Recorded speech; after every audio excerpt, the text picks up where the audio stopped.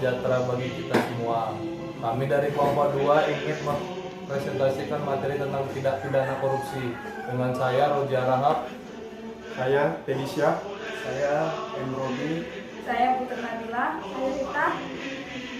Berikut penjelasannya. Pengertian tipikor secara harfiah berasal dari kata tindak pidana dan korupsi. Pengertian korupsi adalah suatu perbuatan yang dilakukan dengan sebuah maksud untuk mendapat beberapa keuntungan yang bertentangan dengan tugas resmi dan kebenaran-kebenaran lainnya. Suatu perbuatan dari suatu yang resmi atau kepercayaan seseorang yang mana yang melanggar hukum dan penuh kesalahan memakai sejumlah keuntungan untuk dirinya atau orang lain yang bertentangan dengan tugas dan kebenaran-kebenaran lainnya.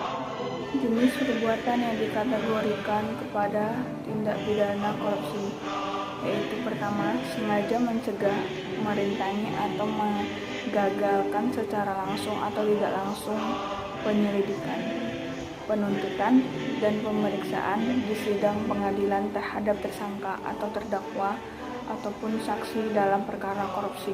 Yang kedua, sengaja tidak memberi keterangan atau memberi keterangan yang tidak benar. Yang ketiga, pelanggaran terhadap ketentuan dalam pasal 220, pasal 231, pasal 241, pasal 422, pasal 429, atau pasal 439 Undang-Undang Hukum Pidana.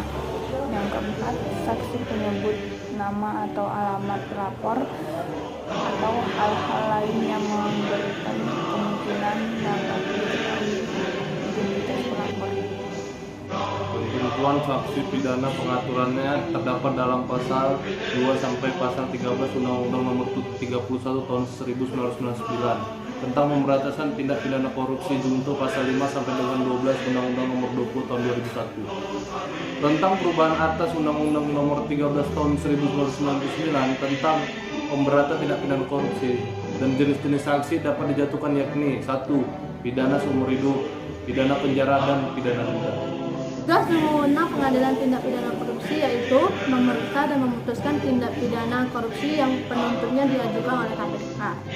Ciri khas Pengadilan Tindak Pidana Korupsi yaitu pengadilan khusus yang berada di lingkungan peradilan umum, berkedudukan di ibu kota, kabupaten kota, yang daerah hukumnya meliputi daerah pengadilan negeri yang bersangkutan. Berwenang memeriksa, mengadili, dan memutus perkara tindak pidana korupsi. Tindak pidana korupsi yang diperiksa, diadili, dan diputus meliputi A. Tindak pidana korupsi, B. Tindak pidana pencucian uang yang tindak pidana asalnya adalah tindakan pidana korupsi, dan atau tindak pidana yang secara tegas dan undang-undang lain ditentukan sebagai tindak pidana korupsi. Tindak pidana korupsi yang dilakukan oleh warga negara Indonesia di luar wilayah negara RI. Hukum yang memeriksa dan mengadili perkara tindak pidana tersebut. ya sangat berpengaruh karena mayoritas kasus korupsi itu di lingkup politik. Faktanya perusahaan-perusahaan besar punya hubungan dengan partai-partai yang ada di kancah berpolitikan negeri ini, yang seringkali kepentingan partai bercampur dengan kepentingan perusahaan. Contoh kasus-kasus korupsi yang terjadi di Indonesia. Di sini yang pertama ada Andi Agustinus alias Andi Narogong, kasus korupsi proyek pengadaan IKTP dengan memperkaya diri orang lain dan korporasi dalam korupsi proyek pengadaan KTP. Perbuatan Andi telah merugikan negara sebanyak 2,3 triliun. Dengan jeratan pasal 3 Undang-Undang Nomor 31 Tahun 1999 sebagaimana diubah dalam Undang-Undang Nomor 20 Tahun 2001 tentang pemberantasan tindak pidana korupsi junto pasal 55 ayat 1 ke 1 KUHP. Vonis 8 tahun dan denda 1 miliar subsidi 6 bulan kurungan. Terakhir, putusan kasasi MA memutuskan tindak pidana terhadap terdakwa menjadi 13 tahun penjara.